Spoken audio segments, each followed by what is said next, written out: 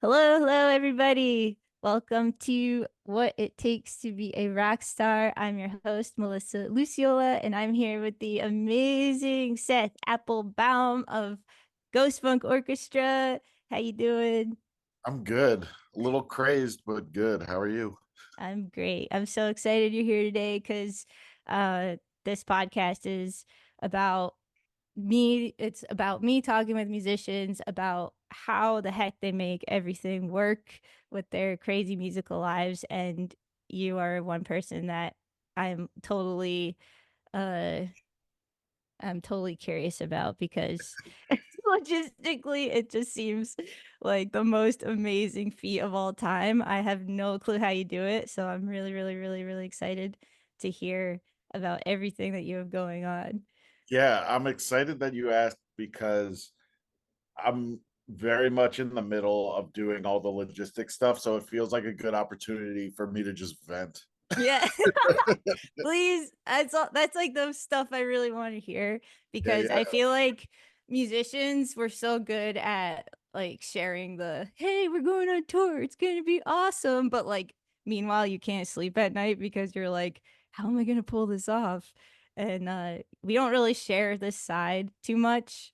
So I'm really excited that you're willing and down to do that.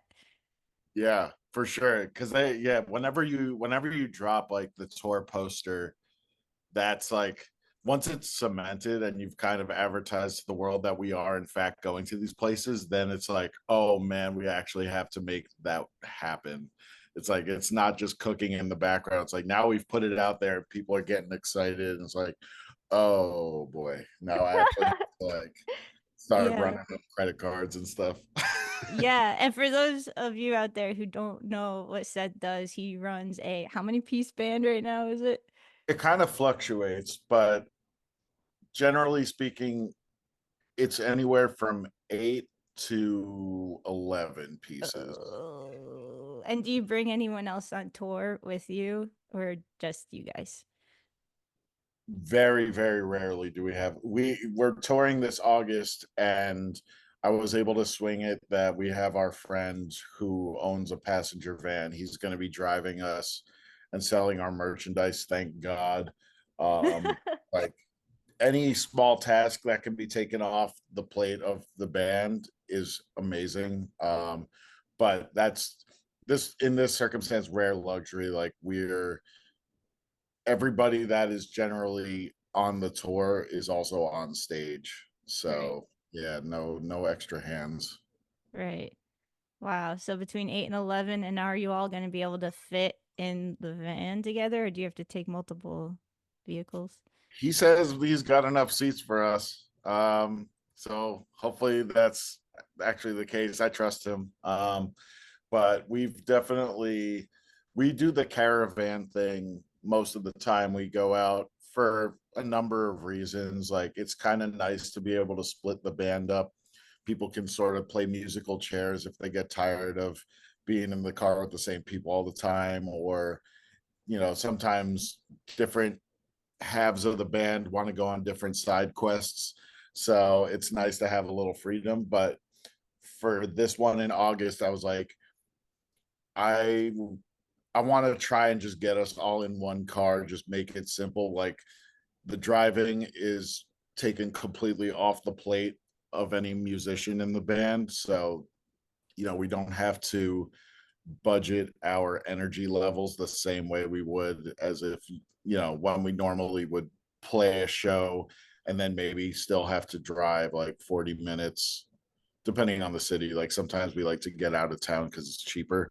Um, Definitely. so, you play a show and hopefully you're not too wiped. And then we have to white knuckle it 40, 50 minutes to the hotel or wherever we're crashing.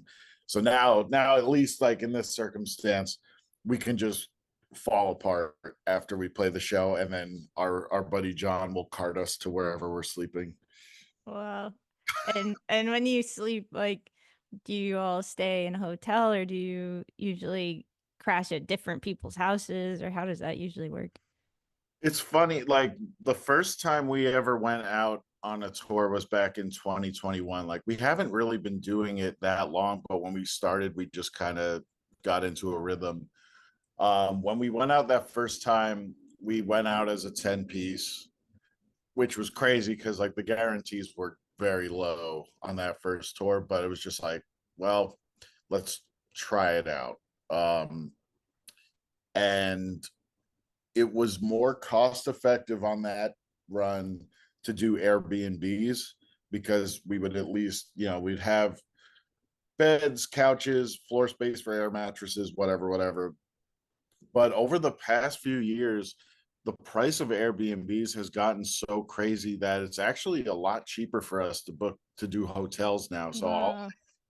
if there's 8 of us, I'll get 2 rooms with that have 2 queen beds each, and we'll all just double up.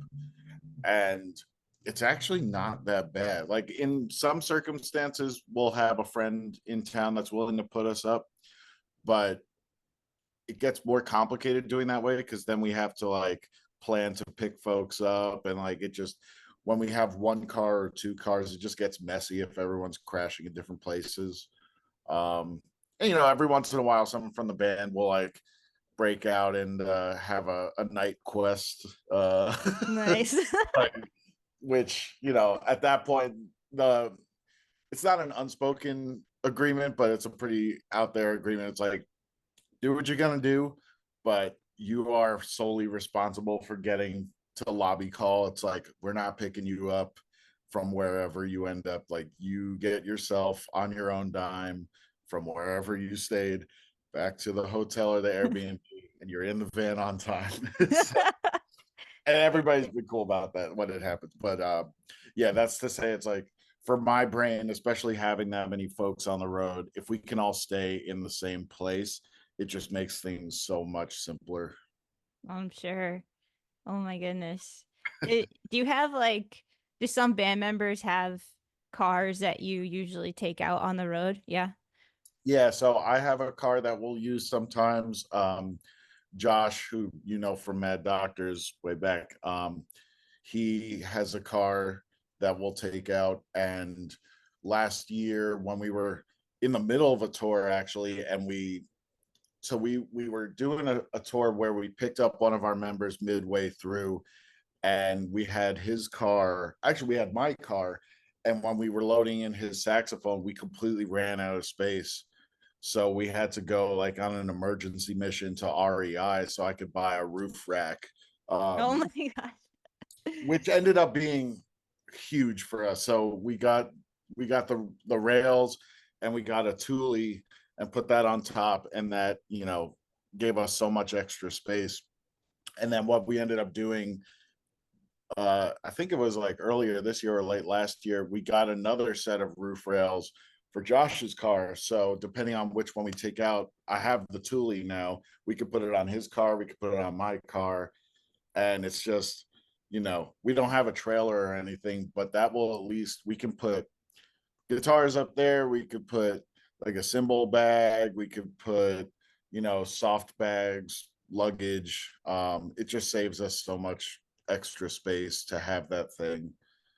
Um, but yeah, so that's like the investment in vehicles has been like the Thule, the car carrier stuff. That's amazing. Do you bring amps and stuff and drums on the road We with do you? most of the time. I love going out, and I love going out with a touring package because then there's opportunities to share gear. Hmm. Like when we toured with Ocean Mutantes, the first few dates we did with them, we didn't know them personally yet, so we assumed we're bringing everything because they're like, they're old school, they're legends. We don't assume that they're going to want to share with us. But after like one show, we got on really well, and we're like, could we use your drums and your bass amp? And it's always like the drums that goes so far, Hmm. especially like some of the stages we play. If we have to stack drum kits, it gets real hairy real quick because there's so many of us. So we'll Oh do my stuff like put gosh, the yeah. drums on the side of the stage instead of in the back. um but yeah, so when we're most of the time, if we're doing headlining stuff or just like sort of the DIY pickup pick up locals in each city kind of tour, then we'll make sure we have everything. But whenever I do prefer to like go on tours where we're touring with another band so that we can share the load. That makes sense. Because you usually bring just the two cars, or you bring like three, or how does it We can work usually usually? make it work with two. If it's an extended tour, then we make sure that we can get it all in two cars. And like usually that means I rent one car that's got like huge trunk space or something like that. Gotcha. Or it's either that or we'll take Josh's car, put the back seats down, and that's like cargo van, two people up front. And then I'll rent a minivan that has 7 seats. And then that's pretty much like the passenger van. Um, Gotcha. yeah, so it depends how many people are going out, but we figured out ways to finagle it where we can go out with two vehicles max. On rare occasion we'll do three, but that's only if it's like East Coast and it's easier for folks to drive their own cars. And then I'll just, you know, no rental cost, but I'll just reimburse on gas and stuff like that. Nice. That is wild. I couldn't imagine touring in like multiple cars, but you gotta do what you gotta do. Yeah. Yep. It's in a lot of circumstances for us, it's the only thing that works because I feel like especially now because vans are touring pretty hard. Passenger vans on a rental level have gotten sort of hard to come by. Yeah.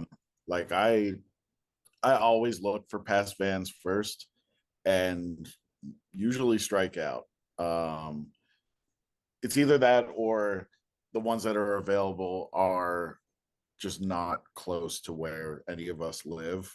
Um, Uh, but yeah, because for a lot of reasons, having a passenger van would be ideal. They're just like I just can't find them most of the time, so it's easier for us to just rent a minivan and then use one of our cars and with the roof rack and everything, and we make it work one way or another. I love that. I love so like I listened to a few interviews that you've done with other people, so I don't want to be like too repetitive because I know how annoying it is to like answer questions over and over again that you've already answered like in super depth before. Um, but why, what is it inside you that's like, I have to do this. I have to bring this big band on the road, even though it is this big logistical nightmare. Like, no one asks you to do it. Basically, you're like, I'm choosing to do this, and this is really hard in a lot of ways. But like, what is it inside you, or is it just something you can't explain that you're like, I just needed this big band? It's a little I can it's at the same time it's like something that I can explain and something I can't. Like the easy answer for me is that like the bands that I looked up to and sort of modeled my band after are bands that I went to see in high school. I don't know if you're familiar with like Sharon Jones and the Dap Kings or Antibalas, or there's all these like Not New really. York soul revival bands that there'd always be two guitars, there would always be a horn section and stuff. And I just remember seeing those bands a lot when I was younger and being so enamored by the sound because it's like no single instrument is excessively loud, but the the sum of everything was just big. It's like I love doom metal and stuff like that, where it's just, three people making big sounds by themselves. But it's just a different kind of big because, especially with the horn section, the timbre of it is something you can't recreate on any other instrument. It just kind of like cuts to the core. So there's that. It's just for me, it's just fun being on stage with that many people because it's like a lot of people to play off of. It's an exciting sound when we have the full band. Because we have solo sections in a lot of our songs, so people can kind of like cut loose and we stretch songs out. Um, and it's also when I first started recording this project, it was a lot more stripped down. It was more just like guitar, bass, drums, and vocal. But as I kept making more records, I had brought a lot more musicians into our world, and I would put them on the records, and then the sound and the arrangements that I was putting together, I was like, I can't imagine these with less than, 8 is kind of like my minimum, where it would be minimum two guitar. It's always two guitars, bass, drums, but then it'd be like a two-piece horn section and two vocals. So it's like vocal harmonies, either horn harmonies or just like a little extra support rather than just having one. And that's just kind of how that's where my brain's been at. It's like I've come up with this sort of gold standard for what the experience I want to deliver is. And it always involves a lot of people. And you know, it would be hard for me to cut it down and feel like I was giving what I've promised. Also, this is something that I try to not think about too much, but the fact of the matter is there's a lot of photos of us in the world with a gigantic band. And sometimes I feel the pressure to always have that because that's what's the most out there. There's like photos of us with 10, 11 pieces. I'm like, we can't do that everywhere, but like if people are sort of expecting it's going to be, bigger than a 4 or 5 piece, there's a little bit of pressure that for the folks that are buying tickets that, yeah, we're going to bring a lot of people. It might not be the same number that's in this photo or that photo, but we do kind of promise a large band. So there is That a makes little bit sense. of like, this is what people signed up for if they're coming to the show. Yeah, that makes a lot of sense. It's super fun. I love that. I love that you're just like, this is what I want to do, and this is what I'm gonna do. And even though you have like way more hurdles than a normal, not that you're not normal, but like a 3 piece, a 4 piece, even a Yeah. 5 piece, it's like that's a lot. And it's super cool that you're just sticking with it because you want to just make it happen. And then people are expecting that to happen too, so you're keeping up with it. But I love that. It's so cool. Yeah. And And it's, the thing is like, for all those things, for all the hurdles that having the large band has put in place, for all the hurdles I have to jump over, the large band has also helped us grow in, call it notoriety or respect from booking agents and stuff like that. Cause we deliver when we have the full band, like we can deliver a pretty great show, I think. And it's not in the beginning being like a quote big band felt a little more gimmicky, but now it's like, no, I think we made it clear that having that many people on the stage is essential to our sound as a live band. And the more that we do it and the more that we've kind of like proven that we are a well-oiled machine, it has helped us, like, the guarantees go up, which makes things easier, and we get better support opportunities, which, there's benefits there. So, for everything that's tough about it, it has also helped us get more recognition. that's I bet that helps with like you said with the guarantees, because I bet it's an easy line to just be like, we have so many people, we need a lot more money to do that, you know. Yeah, a hundred So percent. yeah. Has that been like something that you've been working with by yourself, like to get these guarantees up, or do you have a booking agent right now? We've had a booking agent for a couple of years now. The first tour we went out on in 2021, we didn't have any agency. It was just we got picked up to do some dates with a band that's on our label. So they knew us through the label. They hit me up directly. I asked for I asked what they could offer. They offered us what they could. I had no bargaining chips, so I was like, "Great, that's it." We did it, and then we hooked up with our agent probably like less than a year after that first tour, and he's been with us. This dude John Matson from the Anniversary Group. He's been our agent for the past few years, um, and kind of like my game plan, if there ever was one. I'm always flying by the seat of my pants because I never know what's going to hit the inbox day to day. But the past few years, the game plan has been, I will, I feel like I have a decent barometer for what offers and opportunities are worth our time and my like sinking my credit card into further debt.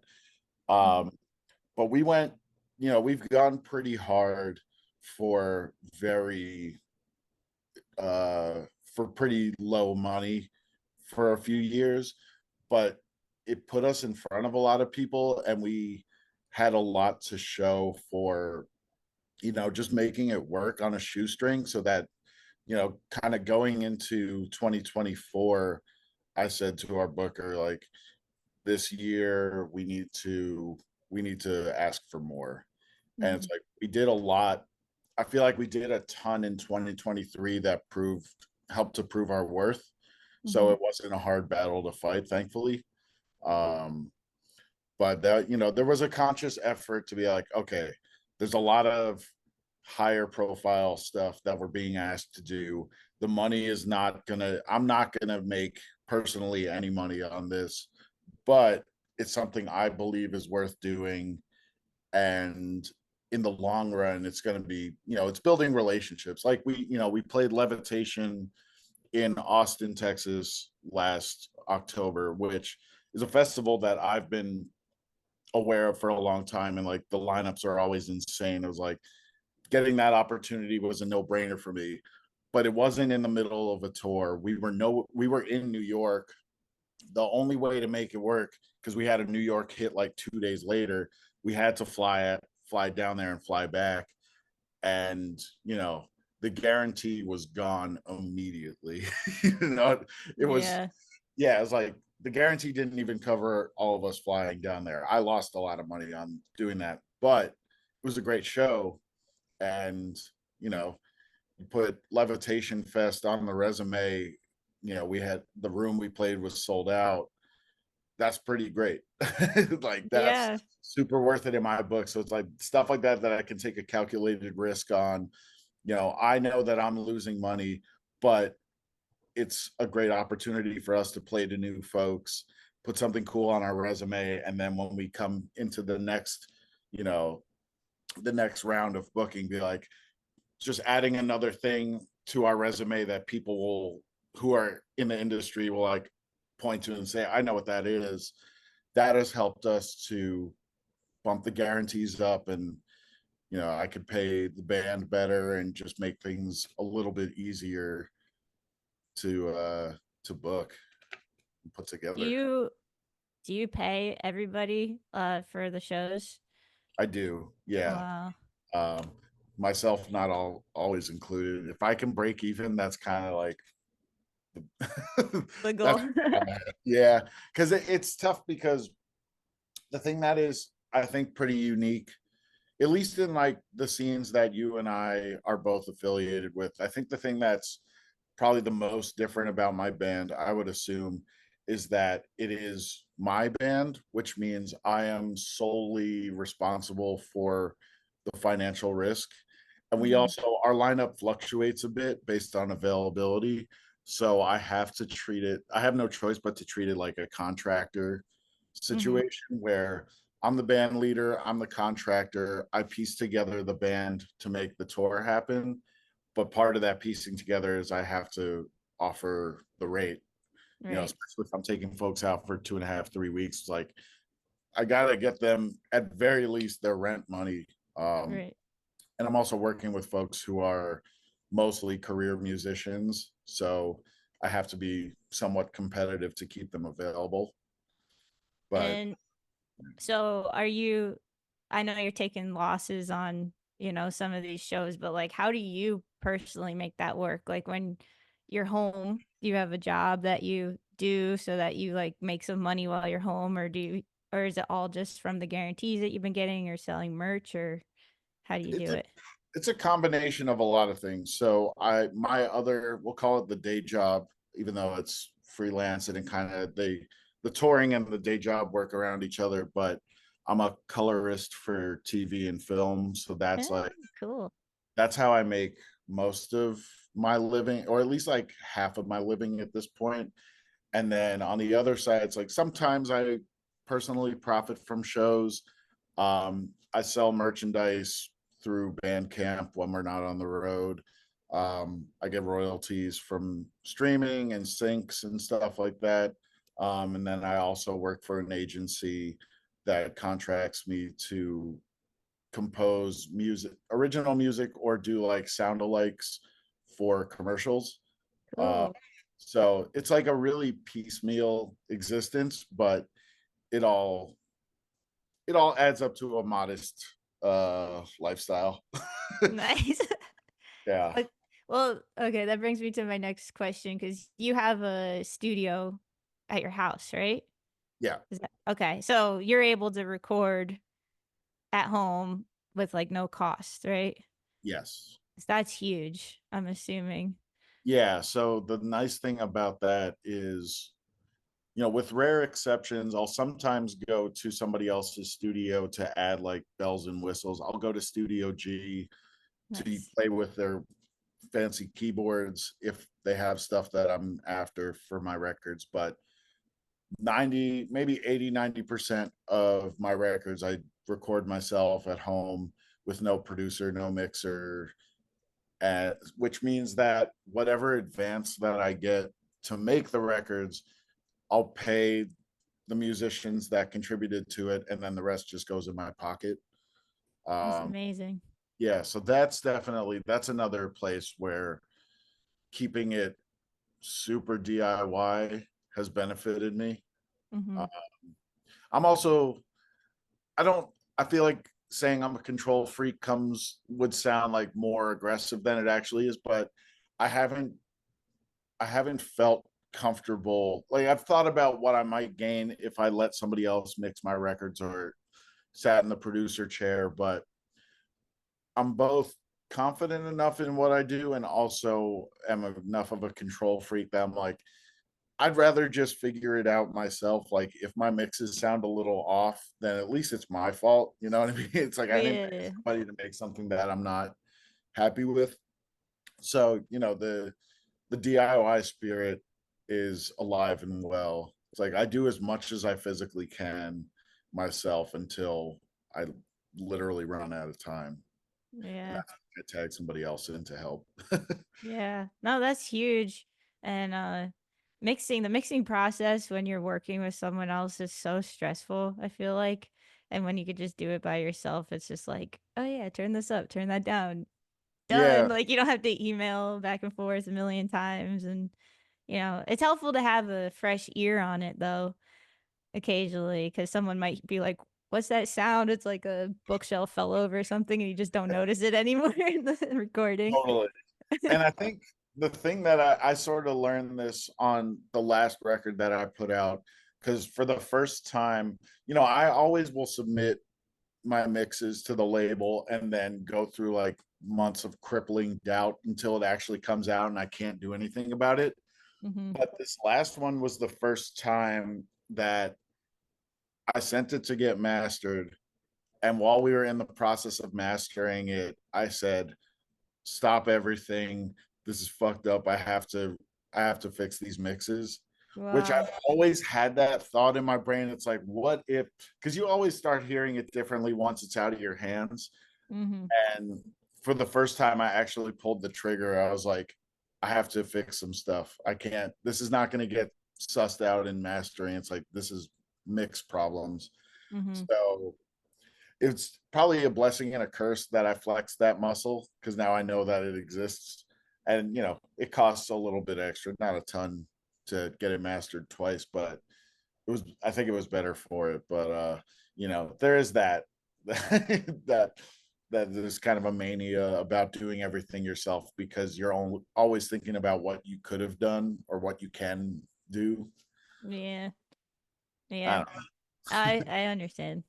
Yeah. So But in that sense, it's like, it would have probably I am thinking more actively about, you get into your own bubble and it would be nice to have somebody with an outside perspective to maybe trim the fat. My stuff ends up being pretty dense and I'm sure somebody would suggest like we don't need X, Y, or Z, like we can simplify and the songs will be better. But so maybe the next record is where I start tagging in a mixer or a producer or somebody to just like make sense of the weird stew that I put together. The music still.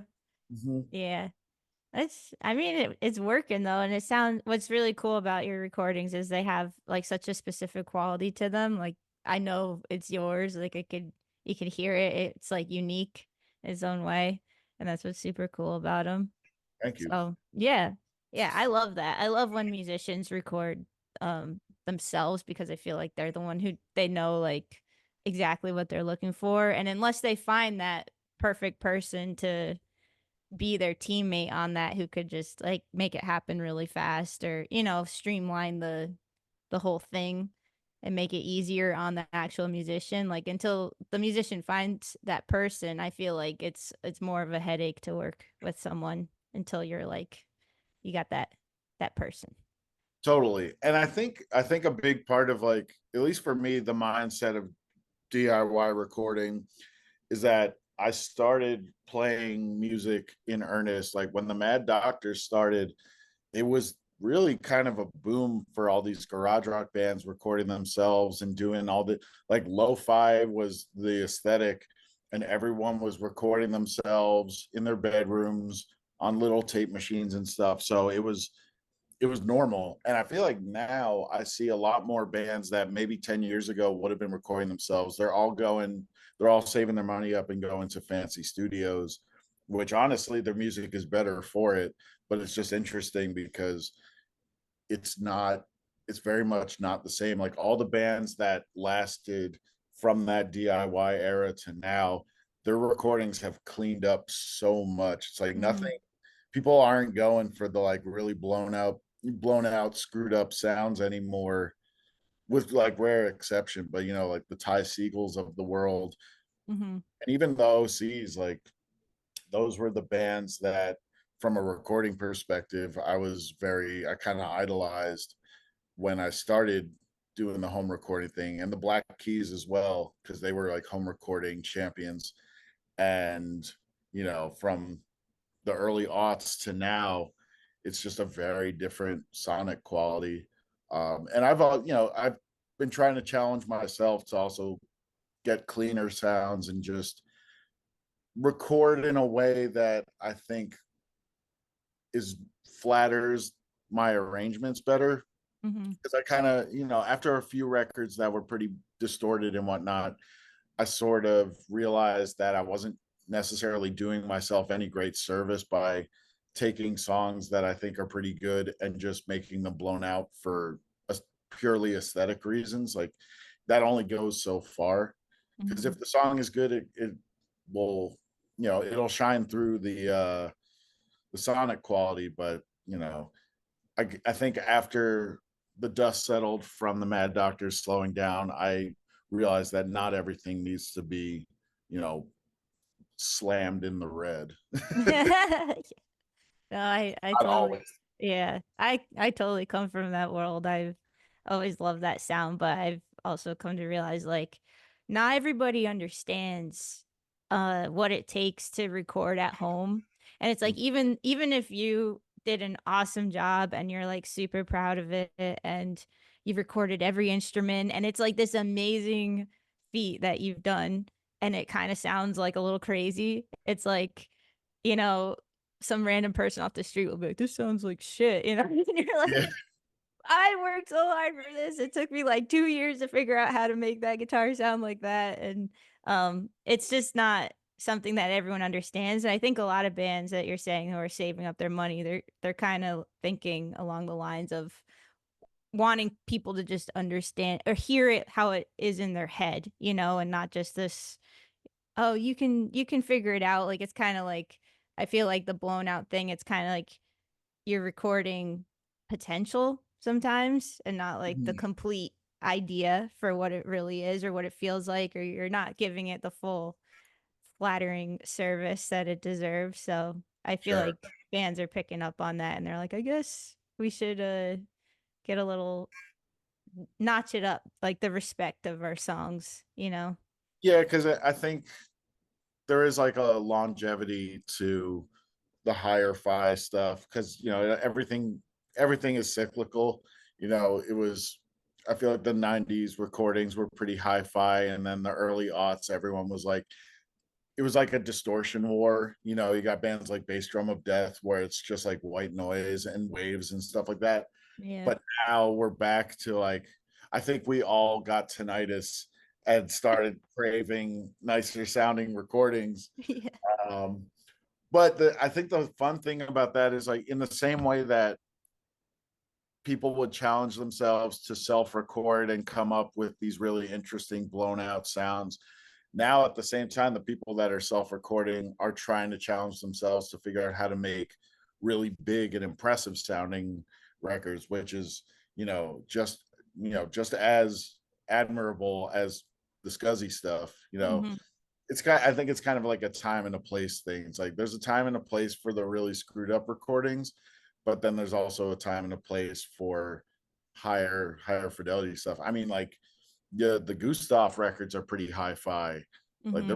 they're pretty clean, but the sound of the band dictates all the aggression. It's like you didn't need to slam the mixer or the tape machine to get that across because that's just what you guys sound like. So it'd almost be, you know, like I was saying, almost would do a disservice to screw it up for no reason. Yeah, I've learned a lot from being in that band because, like I said, I come from like the super fuzzed out DIY stuff, and then I'm like, wait, we recorded in this nice studio with like zero effects, like super dry, like very simple everything, and it sounds like awesome and big. I'm like, that's cool. So I've definitely pulled from that band a lot being in it. Yeah. Yeah. Did you ever do the Converse rubber tracks? Were you around No, when that? I've heard about those, right? You could do your drum and bass or something like for free, something like Yeah, that.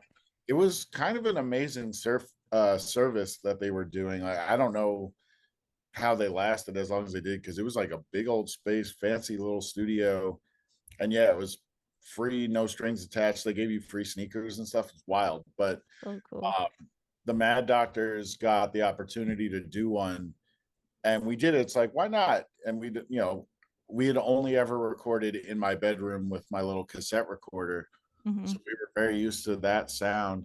And then we recorded in the big studio, and we were like, we don't know what to do with this because it sounds too hi-fi. Yeah. It doesn't make sense to us. So like in that circumstance, like we kind of hit the wall where we're like, okay, this band is not made for this environment. Hmm. Like it sounds nice. The engineer did a great job at his job, but we are not a band that is meant to exist in a fancy studio. Like we are meant to record in our bedroom with cheap mics to cassette tape. That's Hmm. what this band was built on, and that is how we are meant to exist. So that was like the most tangible experience I personally had, where I was like, fidelity. There is like a fidelity that is sort of tied to the band, at least the way that we saw it. Like our vision for it did not exist in a fancy studio. Totally. I know that feeling very well. 'Cause Mhm. I would hit that with my other band too. Someone would be like, "Come in for this overnight session. You get this free recording," and we do it, and then it would just freak me out. Like, this is way too clean. I don't know what to do with this. It scares me, and I didn't know at the time. Like, give me the tracks, and I'll just like stuff distortion all over them, and then make it sound kind of like it was recorded the way that I liked it. You Yeah, know. we Uh, did that once where we recorded in a friend's studio. He gave us the stems and I mixed it. And I basically, he mic'd. I was always miking my drum kit, and I still only mic the drum kit with like two or three mics max. awesome. But he did the thing. He probably had like 8 or 9 mics on the kit, which is like, for a big studio, it's kind of standard. But Hmm. when I was mixing, I was just like mute, mute, mute, mute, mute, and only I use the bare minimum because I'm like, that's what we sound like. Nothing is supposed to be like too upfront. It's Right. kick and snare, and then everything else just kind of bleeds in. Yeah. Oh, that's awesome though. You got your studio at your house. That's huge. I feel like That really helps the cause with keeping costs down because um studios cost a lot and mixers cost a lot too. Like a good mixer is, yeah, lots and lots of money per song. So it's awesome that you could do that. I bet that helps the band in like so many ways. And go ahead. Yeah, no, I think it's helpful. I mean, having the home studio, honestly, the biggest advantage of it, aside from any financial stuff, the biggest advantage is like, and part of the reason why I've been able to be as prolific with releases as I have been is because, like, literally, if I have an idea, I'll just roll downstairs, start building it. And because, the way the band operates in the studio is I record, I layer myself, I play the whole rhythm section, until I run out of instruments that I know how to play, and then I bring my friends in to help. But like bass, drum, guitars, hand percussion, keyboards, like I can do all that, and I have done all that myself, and I have those tools. So like I can take a song pretty far just rolling downstairs whenever the moment strikes. So the like barrier between my brain and a recording is a flight of stairs.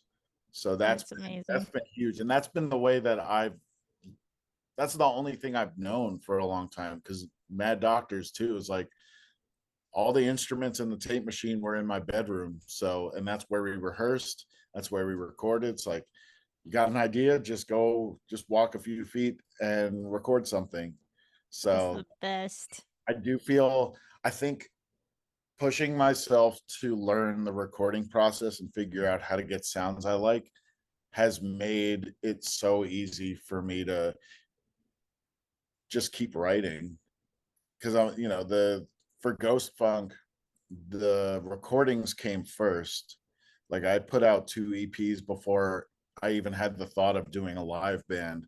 So I kind of established in its infancy, I had established a bit of like a sonic quality to the name of the band, the non-existent band, before we even hit the stage.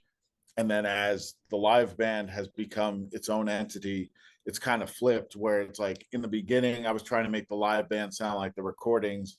And now I'm trying to make the recordings benefit the live band because I know what the musicians I work with sound like. So Hmm. it's all these different things that can influence what I'm doing, whether it's just how I like to record, who I work with, just and again, like the barrier between me and making something has gotten smaller and smaller. It's like it's almost immediate that I can go from my brain to writing. Yeah, I love that. That's amazing. That's the best when your stuff's just surrounded around you and you could just pick up the instrument and just go. Because that is even just like if I don't know, your guitar is not plugged in or something, sometimes it's enough to be like, yeah, I'll Yeah. remember that idea later, and then it's never there again. So just having like a whole studio setup is awesome. I wanted to ask you because you mentioned before, you said you have a booking agent, and just for the people who are listening who might be curious, like how the heck that happened, because it seems like for bands that is one of like, how do I do that? It's so far away. So did this person, your booking agent, did they come to you or did you go to them? They did come to me, which was awesome, but also means I have no advice. Unfortunately, that's the upside and the downside is that like we got lucky. So are you familiar with the space agency? I've heard of it, but I don't know They book much a else. lot of like modern psych bands, and then international acts like Os Mutantes and Witch and stuff like that. Um, our agent, he's from a band. He has his own band called the Matson 2, and he started doing the booking agent thing. I think to make money. He has a kid, so I think it was probably to make income when he can't go on the road. And briefly, he was with the space agency like right before the pandemic, and he reached out to us. I guess it was just through the grapevine, like being generally in the same orbit or in the same scene ish. that he found out about us or heard our records through the label. But he reached out to us while he was with Space Agency. The pandemic hit, and we were like, all right, we'll shelf this. And Oh man. then when things were lightening up, and after we did our first little run, he reached back out, and he was just an independent booker, not affiliated with anyone. He was just John Matson. And he reached out and he was like, I would still like to work with you guys. And I was like, all right, let's try it. And he booked our first tour, which was to play. We went out to play Treefort Fest and then kind of hook all the way back around to New York. And it was awesome. And we've just been working with him ever since. And now he got absorbed by an agency called the Anniversary Group.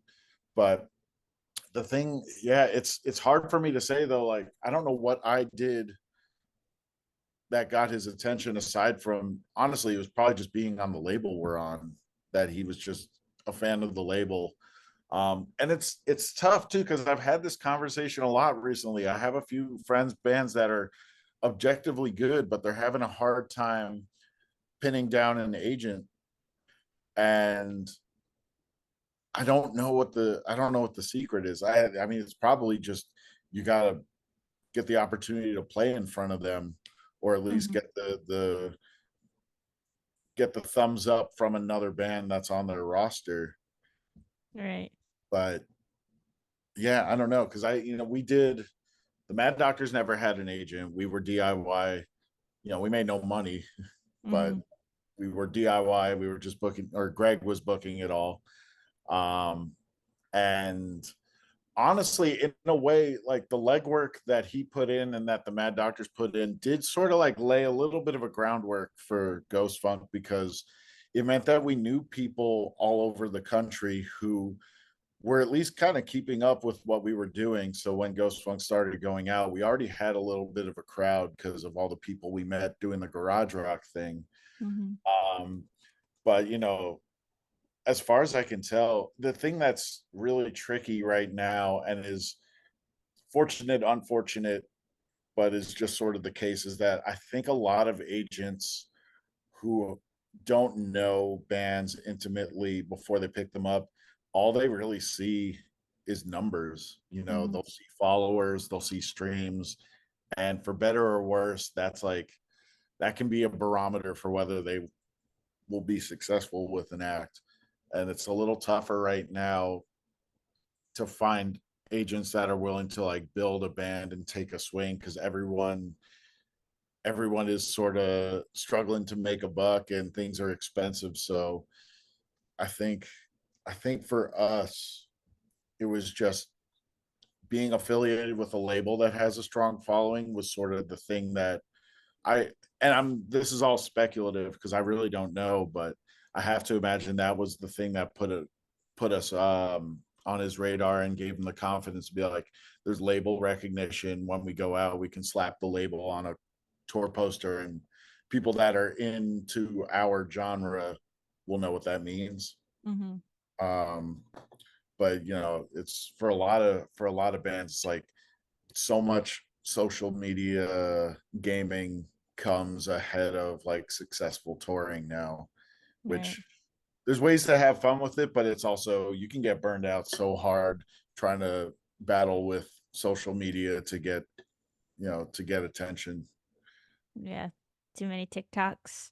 TikTok, Too and many some Tik. bands figure it out. Some bands figure it out and have made it easy, and it's not a grind. But there's a lot of up and coming bands that's like figuring out how to break through all the static and you know show off that you're worth getting picked up for like a support tour or something like that. It's tough. You kind of have to go out and rub elbows. There's a lot of like knowing, it's a lot of who, which is not new, but I think even more so now because there's so many bands. Yeah. Yeah. How did you get on your label? What's the story with that? I self-released the first few EPs that we put out, just like Bandcamp, and then Greg and I split the cost on pressing cassettes. and I was working on a full length, and it was like 70% done, and I just started reaching out to labels that are in our scene. So we're on a label called Karma Chief, which is like the bigger label is Coal Mine Records, and Karma Chief is sort of an imprint. Um, but we reached out to them, this label, Big Crown, Daptone, Freak Out, I think, as well, maybe one or two others. And I got no response from most of them, but I got a response from Coal Mine, and they were interested, like on the based on the unfinished thing that I sent them. So they took a swing on it, and we just kind of we've been doing an album to album deal where it's like I'm not on a multi record situation. It's just like every time I've got something to release, new contract. Um, Nice. but they've been super good to us because they get they're into us being sort of shapeshifty and genre bending. You know, the first album we put out with them is called A Song for Paul, and it's pretty all over the place. And so the fact that their followers, the people that had been with them for a while, were into it, I think kind of proved that, we could be shapeshifty and try a lot of different stuff, and people were on board to take the ride. So I think we found the right home for what we do. But yeah, no, there was definitely a few submissions that I never got a single response from. So, Yeah. No, that's huge to hear. Like that's amazing that that's how that happened cuz I feel like a lot of bands are sending a lot of stuff out and then they don't even get one thing back. So that's so like really cool and probably gives people hope out there who are sending out the emails and not hearing back that like they're reading the emails. They yeah, might be listening to this stuff. They just, might not have answered you, but keep trying. yeah, and I think it's kind of worth noting too that I didn't do anything fancy in this email. It was literally just I typed a short thing. It's like, here's an unfinished record. We want to finish it. We're looking for a home. SoundCloud link. Thanks. That was Cool. about it. Like there was no fancy EPK. The Mhm. band didn't exist, so there were no photos. There was like I think I had some vague album artwork idea, maybe, but yeah, there was like it was as bare bones as an email can be, and that's all they needed. Um, so it's like that's not to say that that works for everybody, but it is to say that you don't have to dazzle a label with a big PowerPoint presentation or anything like that. It's like they're gonna click, just make the link to the music as quick to access as possible because that's all that matters. They're gonna read like half the words that you typed, if that. They just want to hear it, and if they like it, then they will respond. Yeah. Which, on the flip side, it's like it can be pretty disheartening when they don't get a response. Be like, you don't know if they either if it got lost or they didn't listen, or they listened, they're like, not for me. Mhm. Kind of hope that get dignified with like a rejection or something like that. But you know, it's there's a lot of bands that are all vying for the same thing. So I Right. think Yeah, they probably get like hundreds of emails a day just like that. Maybe. yeah, Or maybe not. Maybe bands just gave up and they're not like shooting their shot anymore. So I don't know they're because there's a band that I'm friends with that they've been trying to pin down a labels and a booking agent, and I was sort of talking to them about what they've been going through, and I did ask, like, what is it that in the year of 2024, the age of Bandcamp and like everything is pretty democratized. What do you want from the label? And I think 9 times out of 10, what people want from the label is just association, to just be like, we are on the same roster as X, Y, and Z band. It's like anyone could feasibly self finance pressing records. I mean, it's a headache, it's a lot of money, but it's not unattainable. So it's like, I don't even think getting the physical media is really the hook of being on a label. It's like just getting getting your name next to bands that you look up to, like maybe you get the opportunity to support them on tours that you're not big enough yourself to like play those rooms on your own yet. Um, and I just don't know. I don't know how a lot of labels are judging the merits of up and coming bands beyond just like social media stuff. Mhm. I don't know how you prove your worth. It's tricky. Right. It's a Yeah. tricky because there really is no magic bullet. It's like it's luck. Nine times Yeah. if you caught somebody on a good day and they're like their ears are fresh, they haven't been listening to too much music, they're like ready to click on the SoundCloud link and check you out. It's like that could be different from day to day. If their ears are already burned out and you sent them a lo-fi record, then they'll hear it and be like, ah. Yeah. So it's such Yeah. luck of the draw. Do you guys have a manager? No, No. You manage everything? manage everything. That's Yeah, cool. it's like I have resisted adding so many team members for as long as possible. Like I tour manage, I do everything but book at this point. It's like the booking agent and the label are the only outside forces we have. I would kill for a front of house engineer. I would get a front of house before I would get a manager, Mhm. honestly. Yeah. For a band our size to have somebody that's just prepared for it every single night, Right. that that would be worth so much more to me than like I know how to answer emails. It takes so much of my time, but like I feel pretty confident in how I've guided the band and kind of decided what opportunities were good for us and which ones we didn't need to kill ourselves over. So like, I know there's doors that managers can open that I have no access to, but it hasn't felt like we're missing out on too much yet. Like Mhm. maybe a manager can get us some more festival stuff, but our our schedule is busy. Like we're doing all right. So I saw you have a lot coming up. we do. Yeah. And yeah, I'm trying to save every bit of percentage of our show take that I can so that because I would rather just either pay the band better, maybe pay myself. Yeah. Uh so yeah, that's one and I've had so many conversations with friends of mine who have gone through bad manager situations where they were either putting them up for weird gigs or just I don't know, just representing the band poorly. I'm not yet willing to like give up certain aspects of how we manage our own, I guess, branding. Mhm. Um, yeah, I don't know. Yeah, do you guys have a manager for Mhm. Gustaf? Yeah, we have like this manager team.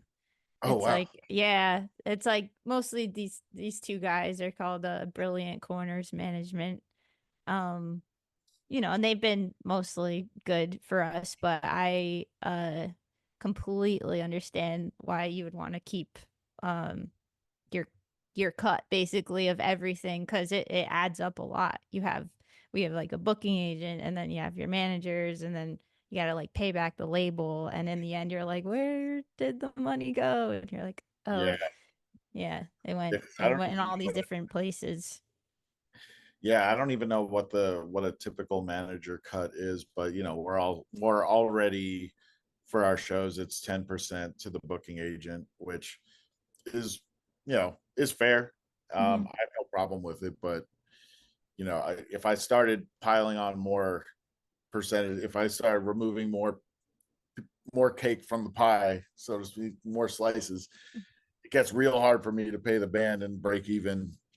Um, and it's like for us, what has worked out really well, which I don't know if this is something that a manager would get for other bands or whatnot, but like we have a lot of booking agents are fans of us, like good booking agents. So we get probably more offers to do support stuff we get more than we would just from if our agent himself was the only one that was aware of us. Like we've got friends at Space Agency and Arrival Artists and some others that are aware of us and what we do. Like we got thrown on a tour with Grace Potter last year, which is pretty left field. Like you wouldn't assume that Ghost Funk and Grace Potter makes sense, but they took a swing on us and it was it worked out weirdly well. But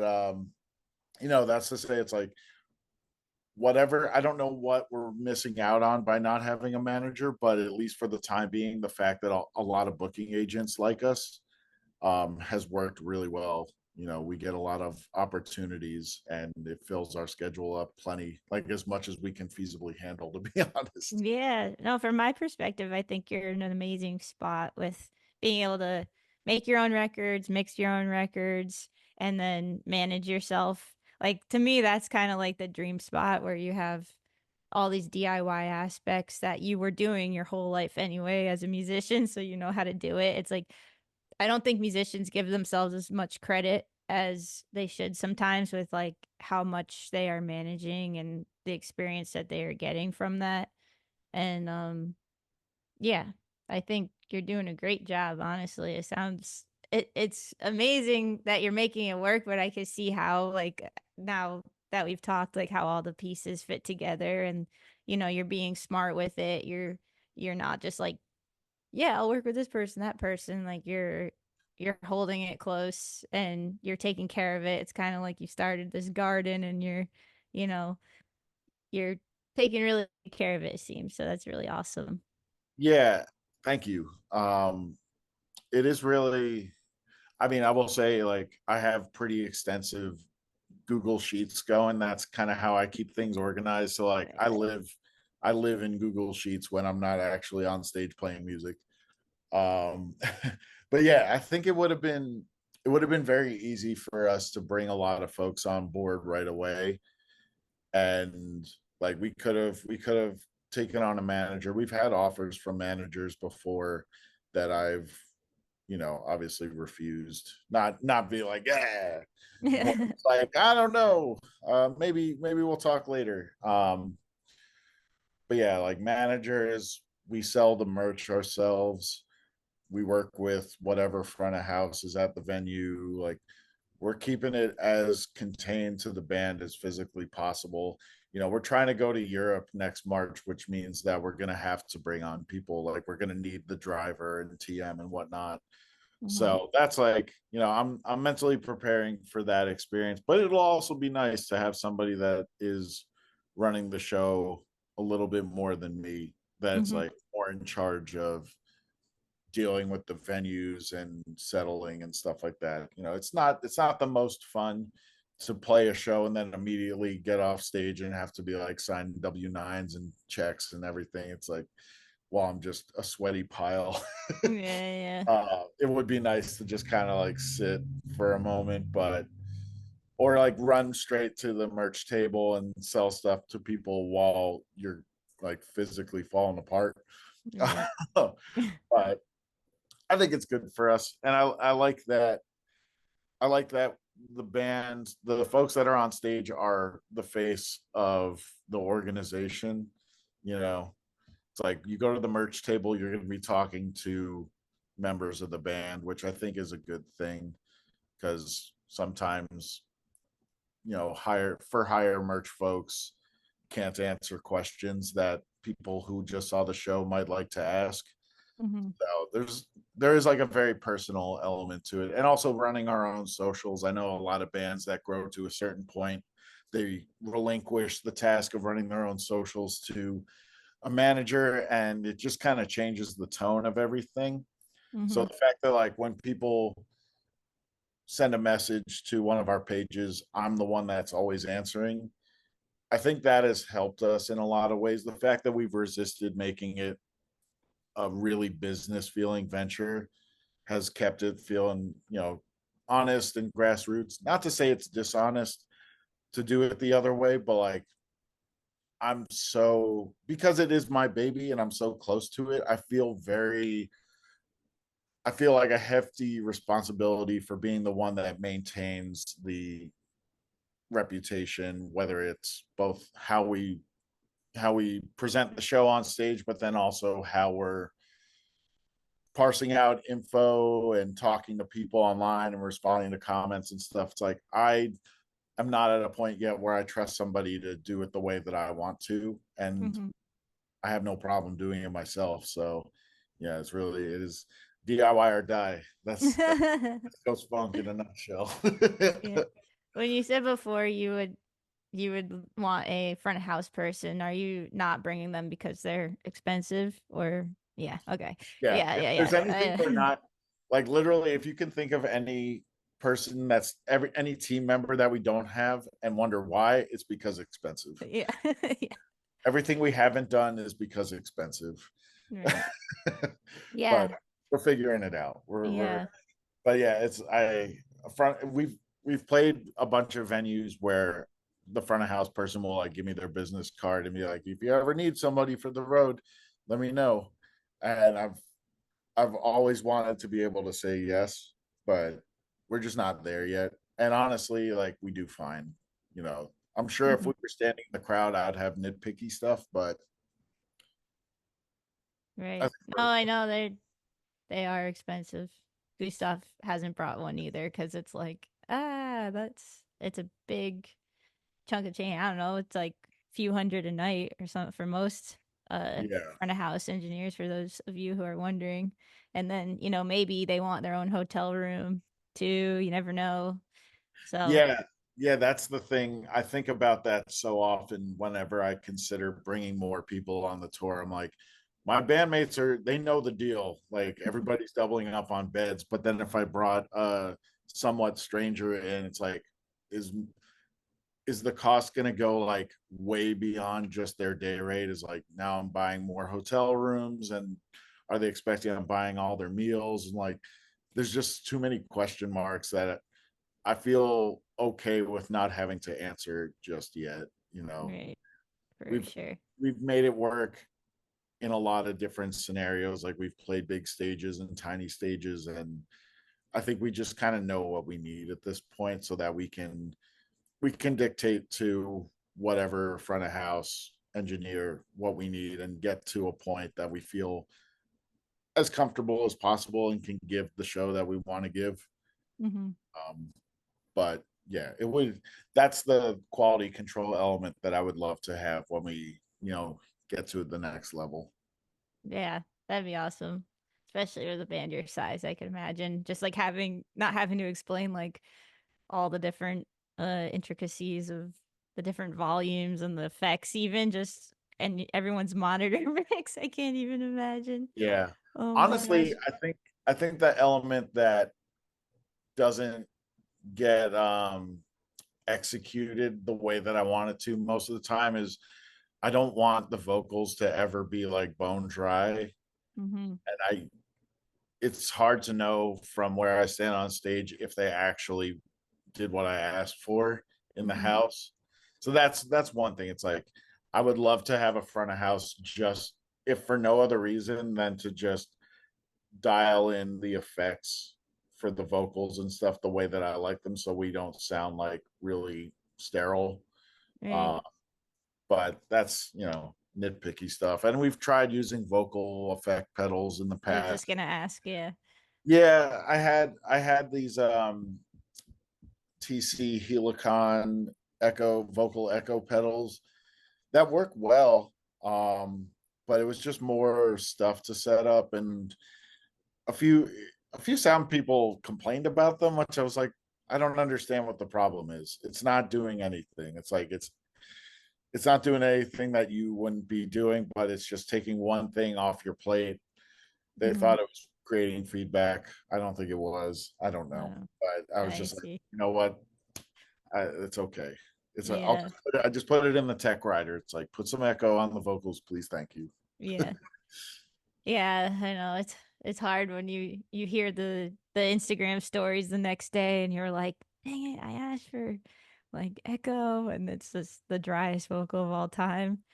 Yeah. Ugh. But That's a I have what? Go ahead.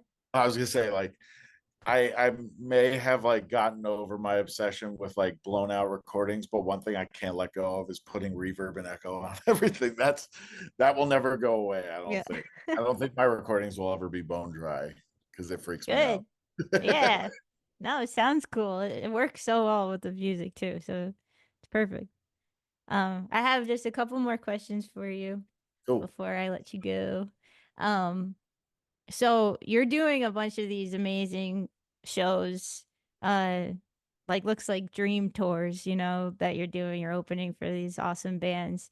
Is there anything from like the time you started that you're like, I want to play music, and now you're in this position where you're on these big stages, you have this big band? Like, what was the difference between the dream and the reality, or something that really shocked you about it? Now that you're in this, the spot that so many people covet, they want to be in that spot. Yeah. Um, what what's something that you notice that you're like, wow, this is so different than I thought, if anything? Um, I think one thing that I learned, especially like that's very specific to my kind of band. When I was young and I was going to see these big bands, I did take notice that sometimes the lineups would look a little different when I went out to see them, and I didn't understand why. And now leading a band that's this size and having to manage the schedules of so many people to make the shows happen, I'm like, oh, okay. It's not that 10, 11 people just drop everything and be available for every show. It's like sometimes you have to replace people when their schedules have a hiccup or a conflict. So that was a big thing I learned and had to get used to and figure out how to make sense of pretty fast, honestly. It's like I got to make sure that I have materials ready, like charts and recordings and everything anyone would need to have access to learn the songs. I need to have those available at all times because I never know when I might have to replace somebody or sub somebody out. So that was a big learning thing where I was like, the membership is going to change. And the only way for this kind of leads into the next thing I learned, at least for a band where it's like I'm the center of it and I piece it together around me versus like Mad Doctors, which was we were the holy triumvirate, like we did everything. We were all in. For a band like mine, the only way for me to get things done is that once I had enough people to call on that I had options for how to piece the band together, I just have to take the shows that I want to take and then figure it out. It's like if every time I got an offer, I waited for like the entire lineup to be able to say yes, we would not be at the point that we're at now because we would have had to turn down so much. So I had to figure out how to explain to new folks what the band is meant to feel and sound like. It definitely flexed a lot of my muscles for just being public speaking and confidence as a band leader to be able to say definitively yes or no, or comment on questions that people might have to make the band feel somewhat consistent, even if like the faces on stage change from time to time. um so yeah, it's a lot of things that are like very specific to how to maintain a band of our size. um but and then playing the big stages, it's honestly the big stages are just so much easier for us because we can, the infrastructure is better, we have better monitors, like the sound is better. um yeah, I don't there's been like a few specific shows we've played where it felt it felt like we were doing the thing that I sort of like dreamed in my head. Like I remember we played a big show in Montreal last year at a club called Club Soda, with our friends Techie who are local to Montreal, and it was like their record release. I think it was like a 900 or 1,000 cap room that I believe was sold out. If it wasn't that, I don't know where they would have squeezed anyone else in, but that was one where I think we all had the same feeling on stage that night. We were playing well, and it was also like this is sick. This is it. This is what we were trying to do. That's awesome. So there's been some like specific experiences where it feels like the band is, realized, fully realized, or at least, it feels like a marker of like we've ascended to the next level. Uh, Yeah. which I gotta imagine you guys have probably had. I mean, you've toured with some like crazy acts. I can only imagine what the experience was like with Idols. I was super jealous of that tour. Oh, yeah.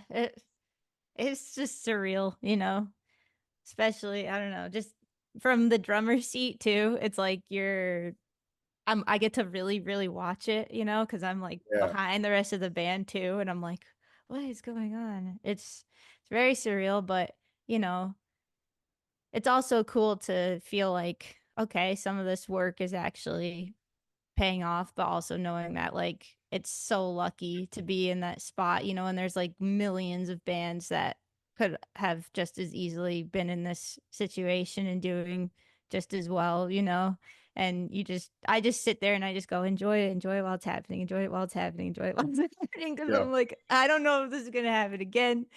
I don't know what's gonna happen tomorrow, So when I'm in that kind of situation, I just go, yes, yes, yes, just take it in. for sure. Yeah. I But, think go ahead.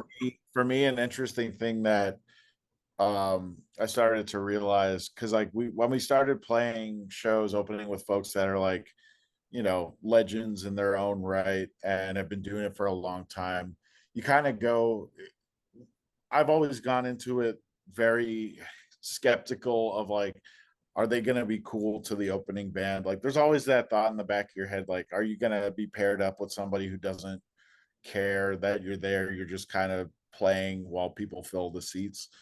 Um, but I will say, we've been very fortunate that everyone that we've shared bills with, that we've opened for, who's bigger than us, has been very inviting. Like, if you are willing to have an 8 to 10 piece band open the show for you, then you have to be into that band, because that's a weird thing to do. Mhm. That's not normal. Like, you generally speaking, you would put a band on before you that sounds smaller than you, because you want to get people, you want to rev up to the headliner act. You don't want to like actively blow yourself away with the opening act. So I'm like, I think that has worked really well for us, because everybody that takes us on the road must be into what we do to be accepting of that. But it was also, what I'm trying to say is that I was surprised, but also kind of elated when we started interacting with the folks we were opening for, and realizing that there is like the mutual respect, like being able to talk to them as peers happened a lot faster than I thought it would. Like, I thought we were just going to be like the young whippersnappers that like running around with our heads cut off. They're like, these guys aren't ready for the gig.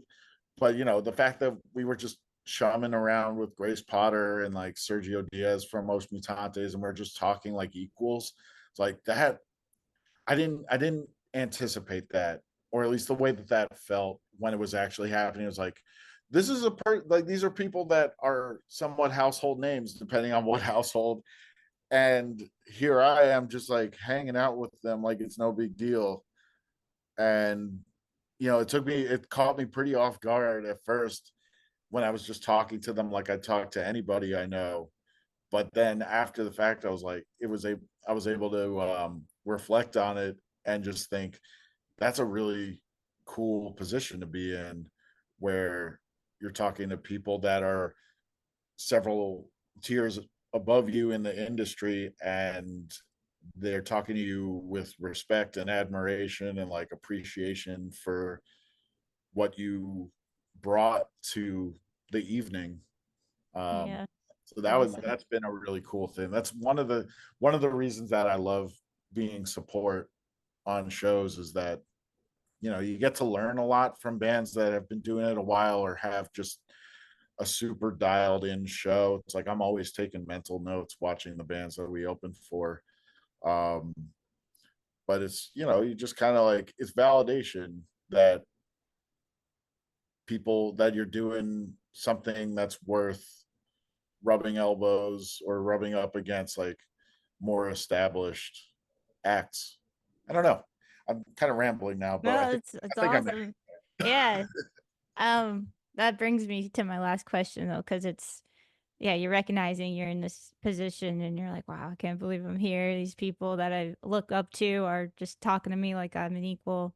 But my last question for you is like, what did you sacrifice in your life to get in this position? Like what you know, jobs, money, whatever. Like, what did like because you are the main constant in the band, so all these other people have might have some scheduling conflict, but you are making it work and making it happen. So like, what did you do in your life to make yourself available to these opportunities? Because I feel like a lot of people they're like, oh, I wish I could have the opportunity to go on tour, but like you did DIY tours forever, so you must have just got up one day and booked a tour, you know, when you were younger. So, what did you do? What did you sacrifice? What do you miss in life, if anything?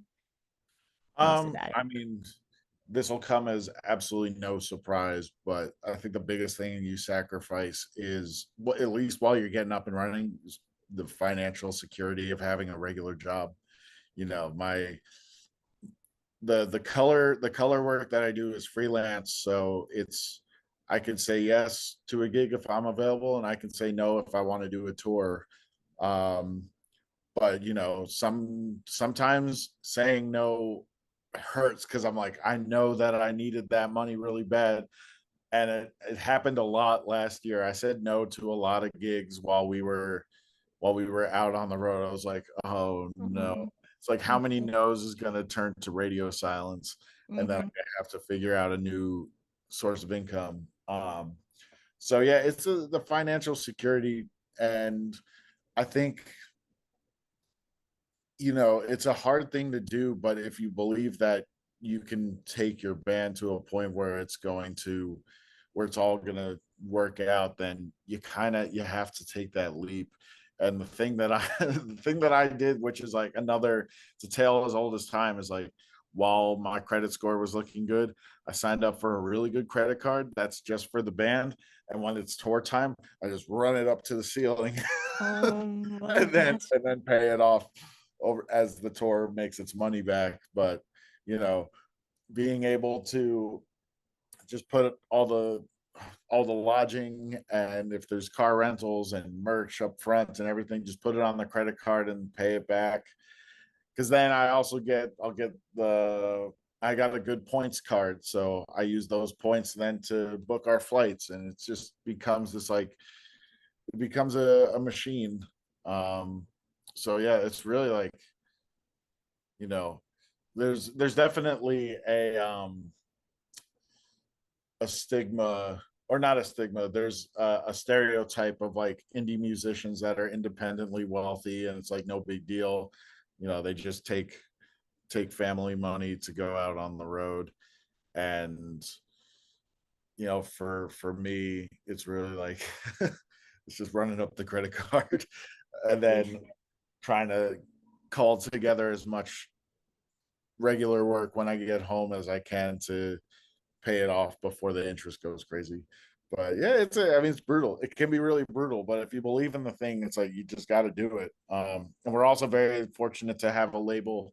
So the fact that we do it so DIY, we cost the label way less than a lot of other bands because we do all the recording ourselves, which frees up a lot of money for them to help us out on the tour. So that's a big thing. I can ask for a chunk of money that will get a tour off the ground, and then it has to come out in the wash somewhere, so that just delays royalties, but it's like cash in hand to at least get Mhm. us on the road.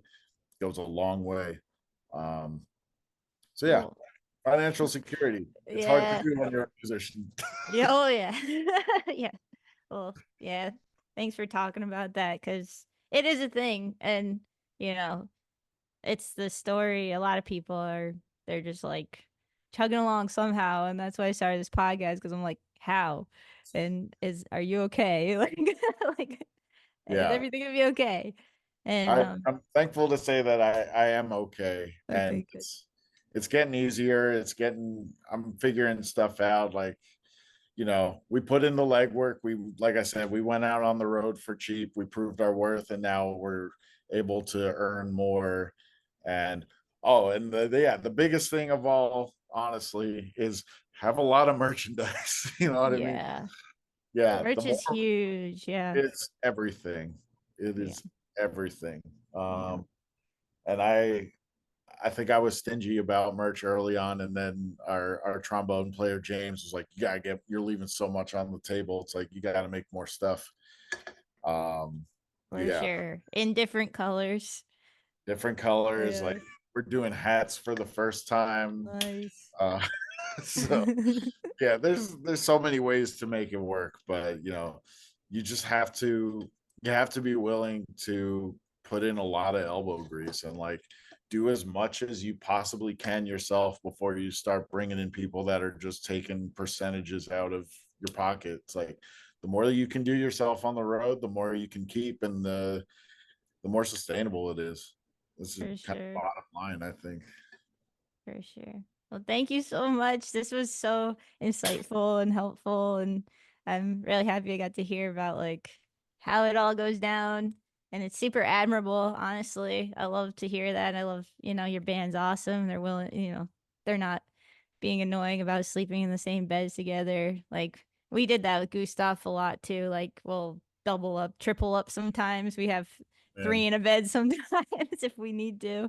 So we've been there, and I appreciate that you're doing this and bringing your music to the world, and taking the hit time and time again, but then the hit's getting less and less hard each time. So thank you so much, Seth. Everyone, listen to Ghost Funk Orchestra and buy Ghost Funk Orchestra hats, vinyls, T-shirts, DVDs. No, I don't know if you have a DVD. You should do a not yet, DVD. not yet.